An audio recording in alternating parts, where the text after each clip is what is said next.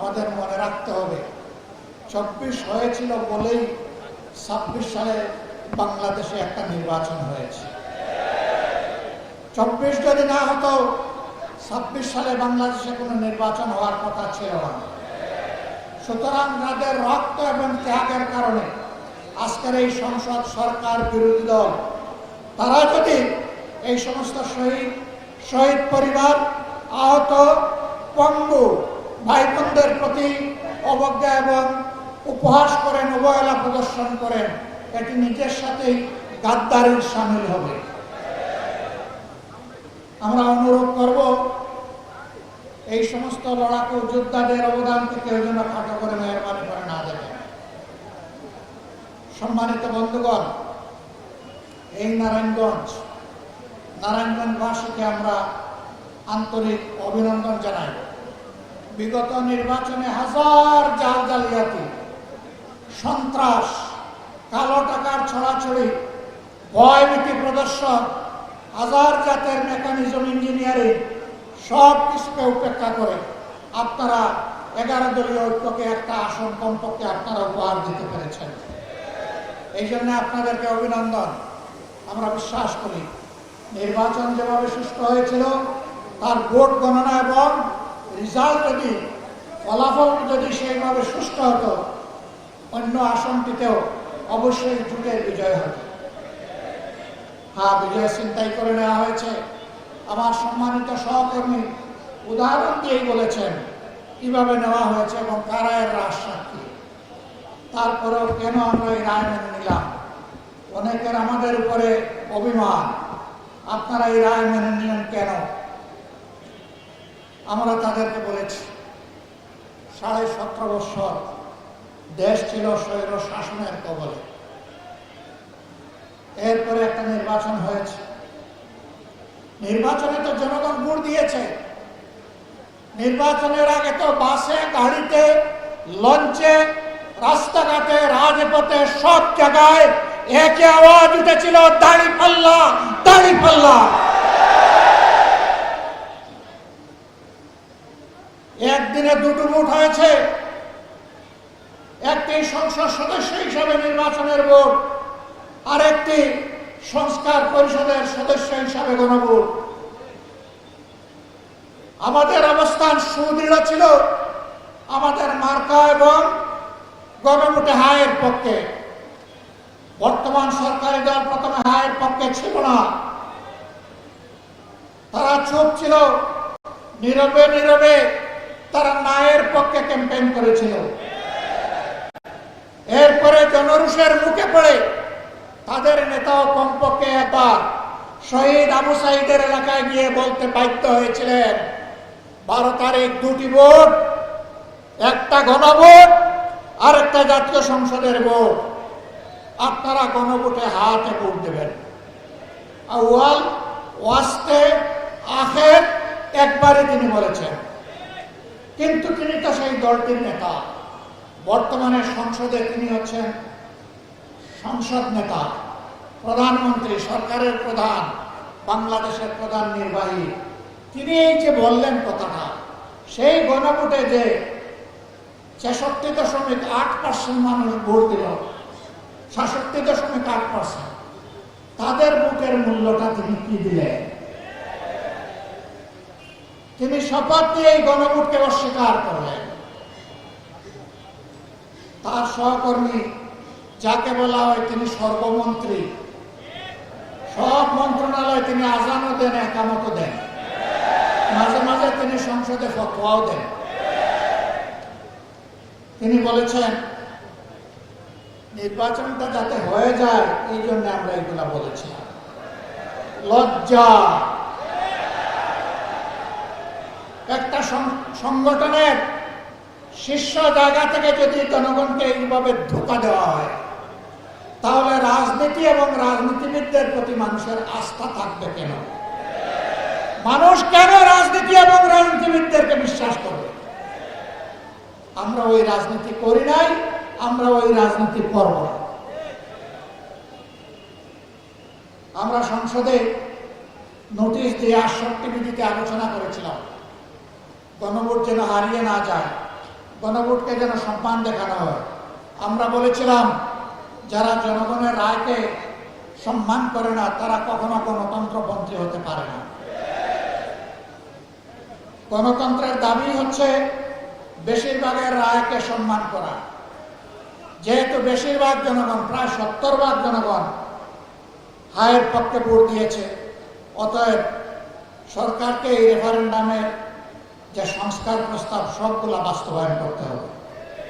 তারাও বলেছিলেন ভোটের আগে জনগণ যদি হায়ের পক্ষে রায় দেয় তাহলে যেই সরকার গঠন করুক আমরা এই জনরায় পরিপূর্ণ করতে মানতে আমরা বাধ্য থাকব। এখনো আহ্বান জানাই, সময় আছে, ফিরে আসেন, রেফারেন্ডাম মেনে নিন, মানুষের রায়ের প্রতি সম্মান দেখান। নইলে মনে রাখবেন, মানুষের রায়কে উপেক্ষা অগ্রাহ্য করে জোর করে যদি শাসন ব্যবস্থা চালাতে চান এই জনগণ আপনাদের সামনে হিমালয় পর্বত হয়ে দাঁড়িয়ে যাবে। যা আমাদের রায়কে মানেন না তাইলে এই দেশ আপনারা কিভাবে শাসন করবেন? জবাব দিতে পারবেন না। জনরায়কে সম্মান করুন। সম্মানিত ভাই এবং বন্ধুগণ, ইতিমধ্যে সরকার অনেক অঘটন ঘটিয়ে ফেলেছে। কেন্দ্রীয় ব্যাংকের গভর্নর নিয়োগ, ইসলামিক ব্যাংক সহ বিভিন্ন ব্যাংকের দিকে কালো হাত, বিশ্ববিদ্যালয়ের যোগ্য ভিসিদেরকে সরিয়ে দিয়ে দলের একান্ত অনুগত দলের কর্মীদেরকে ভিসি হিসাবে বসায় দেওয়া, জেলা পরিষদের মতো গুরুত্বপূর্ণ জায়গায় নিজেদের দলীয় ক্যাডার এবং নেতাদেরকে প্রশাসক হিসেবে বসিয়ে দেওয়া, এইভাবে একটা দলীয় শাসন, একদলীয় শাসন বাংলাদেশে কায়েম করার চেষ্টা করা হচ্ছে। ইতিহাস ভুলে গেলে হবে না। শেখ মুজিবুর রহমান সাহেব একদলীয় বাকশাল কায়েম করেছিলেন না, অর্ধ বছরও ক্ষমতায় থাকতে পারেননি এরপরে। সুতরাং একদলীয় শাসনে দেশের মানুষ মেনে নেবে না। সংসদে দাঁড়িয়ে বিরোধী দলকে তুচ্ছ তাচ্ছিল্য করার এই সংস্কৃতি চালু করেছিল আওয়ামী লীগ। সবচেয়ে বেশি গালি দিত বিএনপিকে, সাথে সাথে আমাদেরকে একটু রাখতো, সার দিত না। এখন বিএনপিও ওই পুরানো আওয়ামী লীগ যা বলতো সেই পুরানো আমলের কথাগুলো এখন তারাও জপা শুরু করেছে। যে কথাগুলো জপতে জপতে আওয়ামী লীগ গিয়ে পড়ছে দিল্লিতে, আপনারা সেই কথাগুলো জপতে জপতে কোথায় গিয়ে পড়বে? জনগণ এগুলা খায় না, তরুণ যুব সমাজ এগুলা শুনতে চায় না। তরুণ যুব সমাজের বুকের ভাষা বোঝার চেষ্টা করুন, নাইলে ভুল করবে। আমরা আশা করতে চাই সরকার তারা নিজেদের ভুল নীতি পরিহার করে জনকল্যাণমূলক জনবান্ধব নীতিতে ফিরে আসবে। সম্মানিত ভাইরা, একটা বড় বাজেট দেওয়া হয়েছে, অসুবিধা নেই। বাজেট দেওয়ার দায়িত্ব সরকারের, বাস্তবায়ন করার দায়িত্ব সরকারের। শুধু এতটুকু বলবো, গত 15.5 বছর এই বাজেট থেকে যেভাবে আওয়ামী লীগ আর তার দোসররা 29 লক্ষ কোটি টাকা চুরি করে নিয়ে গিয়েছিল, সেই পথে আপনারা হাঁটবেন না। তবে কিভাবে আস্থা রাখবো? কারণ সরকার গঠন করার আগে এবং পরে আপনারা তো চাঁদাবাজদের হাত আপনারা আটকাইতে পারেন নাই। একটা চাঁদাবাজকে আপনারা শাস্তির আওতায় আনেন নাই। ঘুষ দুর্নীতি বন্ধ করেন নাই, বরঞ্চ তার মিটার আগের থেকে বেড়ে গেছে। যদি এই অবস্থা জারি থাকে তাহলে জনগণ জনগণের জায়গায় তার ভাগ্য নিয়ে কুমড়ি খাবে। আর কিছু দলকানা কিছু মানুষ এবং কিছু গোষ্ঠীর হয়তো ভাগ্যের পরিবর্তন হবে। বাংলাদেশ আর এটা দেখতে চায় না। নারায়ণগঞ্জ একসময় এটাকে প্রাচ্যের দান্ডি বলা হতো। এটা ছিল শিল্পের রাজধানী, ঢাকা ছিল প্রশাসনিক রাজধানী, নারায়ণগঞ্জ ছিল শিল্পের রাজধানী, চট্টগ্রাম ছিল বাণিজ্যিক রাজধানী। ঢাকার জায়গায় আছে, নারায়ণগঞ্জ তার গৌরব হারিয়ে ফেলেছে, বরঞ্চ মাঝখানে এটা সন্ত্রাসের রাজধানী হিসাবে পরিচিত হয়েছে। তো কি আপনাদেরই ছেলে? তার হত্যার বিচার কি এই নারায়ণগঞ্জের মানুষ আজ পর্যন্ত পেয়েছে? পায়নি। শুধু কি তকি 8 খুনের কথা কি আমরা ভুলে যাব? এরকম দফায় দফায় ছোট ছোট রক্ত আর খাড়ি খাড়ি লাশ এই নারায়ণগঞ্জে উপহার দেওয়া হয়েছে। এবং কোন নেতা হুঙ্কার দিয়ে বলতেন খেলা হবে। এখন কার বিরুদ্ধে খেলতেছেন? এখন কোন মাঠে খেলতেছেন? এখন কি তারা নারায়ণগঞ্জে আছে? এখন কি আর বলে খেলা হবে? হুঙ্কার দেওয়া ভালো নয়। অহংকার আল্লাহ তাআলার চাদর, আল্লাহ তাআলা পছন্দ করেন না এটা নিয়ে কোনো মানুষ টানাটানি করে। অহংকারীরা তাদের কিছুটা পাওনা পেয়েছে, বাকি পাওনাটাও তারা পাবে, এটা দেশবাসী দেখতে চায়। নতুন করে ওই রকম কোনো গডফাদার এখানে তৈরি হোক, আমরা এটা চাই না। কিন্তু মানুষের মনে বোবা কান্না। আমি এখানে আসার আগে নারায়ণগঞ্জের বিশিষ্ট কিছু ব্যবসায়ী বন্ধুদের সাথে বসেছি। একটুখানি সময় তাদের কথা শুনলাম। কি যেন একটা আতঙ্ক তাদেরকে তাড়া করছে। তারা বুক বড় করে মুখ করে কথা বলতে চান না। তাদের চোখের ভাষা বোঝা যায়, কিন্তু টুটের ভাষা অস্পষ্ট।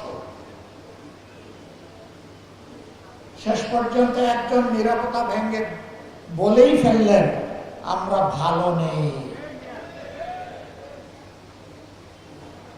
এই চাঁদাবাজরা ভালো থাকতে দিচ্ছে না। এই চাঁদাবাজ কারা, কোন দলের? নারায়ণগঞ্জ পাশে আপনারা এদেরকে চিনেন কিনা?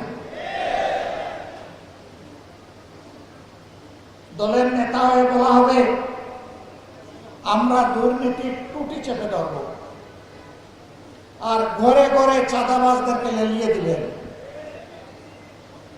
কথার সাথে কাজের মিল নেই। আবার তারাই আমাদেরকে কুটা দেন, হাজার জাতের কুটা।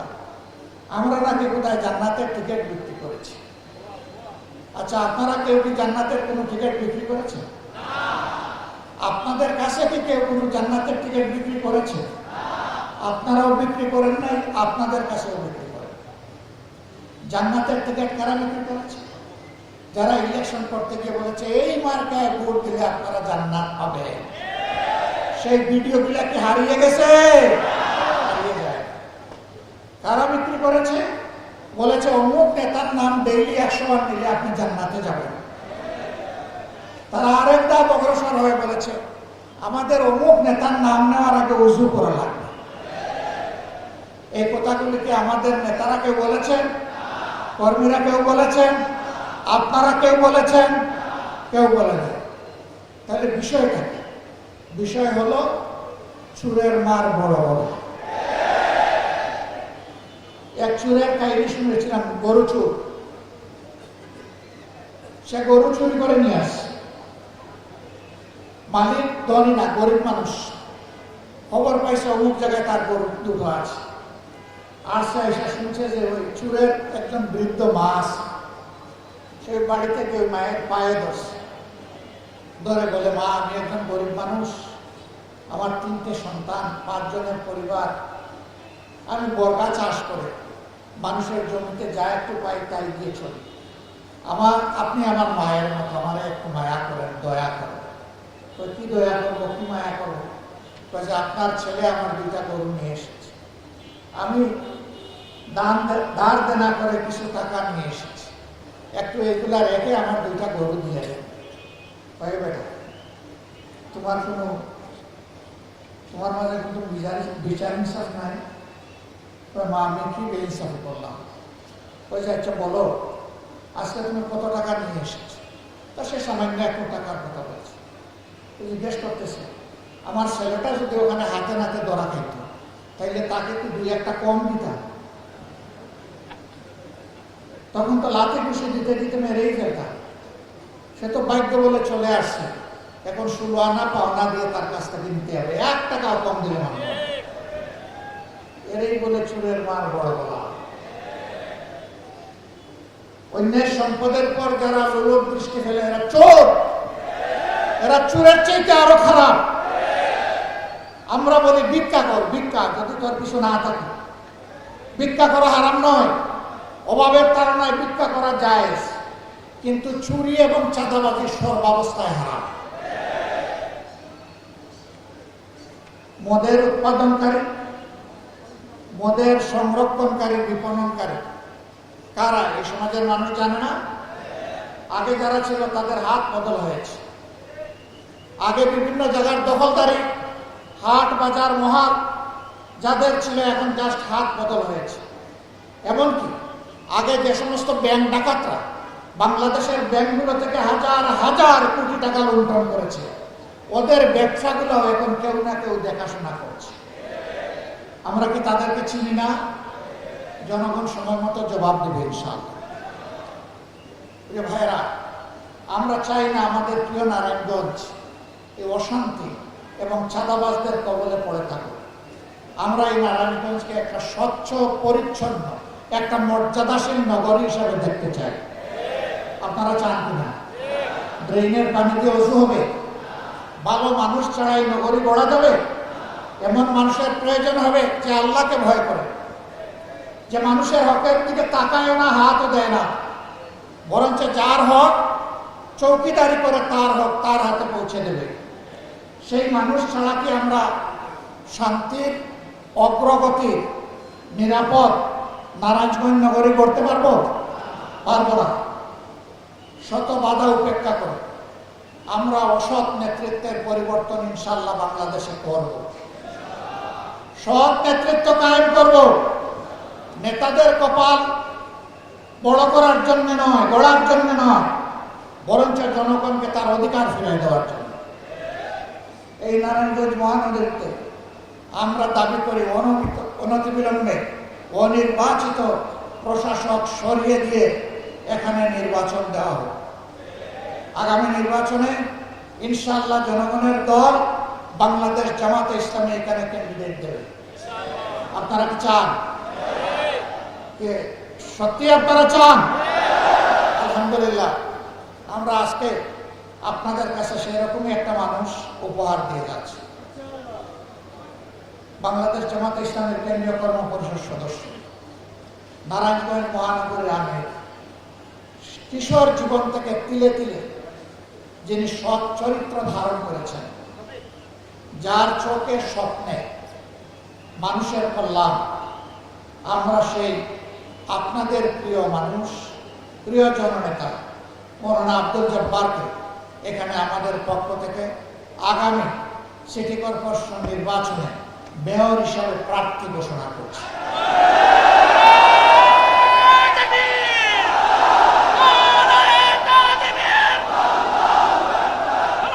সংগ্রামী সহকর্মীবৃন্দ, অনেক দল প্রার্থী ঘোষণা করেছে, আরো অনেকে করবে। আমরা সবাইকে সাধুবাদ জানাই। রাজনীতির সুস্থ ময়দানে, গণতান্ত্রিক পরিবেশে এই নির্বাচন যেন হয়, আগামীতে যেন কোনো চুরি ডাকাতি না হয়, ভোট জালিয়াতি না হয়, হুমকি ধমকি দেওয়া না হয়, কালো টাকার ছড়াছড়ি না হয়, নির্বাচন ইঞ্জিনিয়ারিং না হয়। সুষ্ঠু নির্বাচন হলে আমরা বিশ্বাস করি নারায়ণগঞ্জবাসী একজন সৎ, দক্ষ, যোগ্য, পদাবিরু মানুষকে ইনশাআল্লাহ তাদের নেতা হিসেবে নির্বাচিত করবে। সেই সাথে আমরা ঘোষণা দিচ্ছি 27টি ওয়ার্ডের প্রত্যেকটি ওয়ার্ডে ইনশাআল্লাহ আমরা জনগণের সেই আকাঙ্ক্ষা পূরণ করতে পারে সেই রকম যোগ্য মানুষও আমরা ইনশাআল্লাহ জনগণকে উপহার দেব। আমরা আপনাদের সহযোগিতা চাই। এখন থেকে জনগণের কাছে এই দাওয়াত, এই আওয়াজ নিয়ে যেতে হবে যে দেশ গড়তে হলে সুন্দর নারায়ণগঞ্জ, নিরাপদ নারায়ণগঞ্জ, শান্তির নারায়ণগঞ্জ, অগ্রগতির নারায়ণগঞ্জ, শিশুর নারায়ণগঞ্জ, বৃদ্ধার নারায়ণগঞ্জ, মায়ের নারায়ণগঞ্জ, ভাইয়ের নারায়ণগঞ্জ, শ্রমিকের নারায়ণগঞ্জ, ব্যবসায়ীর নারায়ণগঞ্জ, সেই নারায়ণগঞ্জ যদি আমরা করতে চাই তাহলে অবশ্যই সৎ, যোগ্য এবং পদাবিরু মানুষদেরকে আগামীতে নির্বাচিত করতে হবে ইনশাআল্লাহ। আপনাদেরকে মোবারকবাদ। যারা এখানে এসেছেন, শহীদ পরিবারের সম্মানিত সদস্যবৃন্দ সহ এখানে বাংলাদেশ ইসলামী ছাত্র শিবিরের কেন্দ্রীয় সভাপতি এসেছেন নুরুল ইসলাম সাদ্দাম, আমরা সবাইকে আন্তরিক অভিনন্দন জানাচ্ছি। প্রিয় নারায়ণগঞ্জবাসী, আমরা আপনাদের সাথে আছি, আপনারা ইনশাআল্লাহ আমাদের সাথে থাকবেন। আল্লাহ হাফিজ। বাংলাদেশ জিন্দাবাদ, বাংলাদেশ জামাত ইসলামী জিন্দাবাদ। আসসালামু আলাইকুম ওয়া রাহমাতুল্লাহ।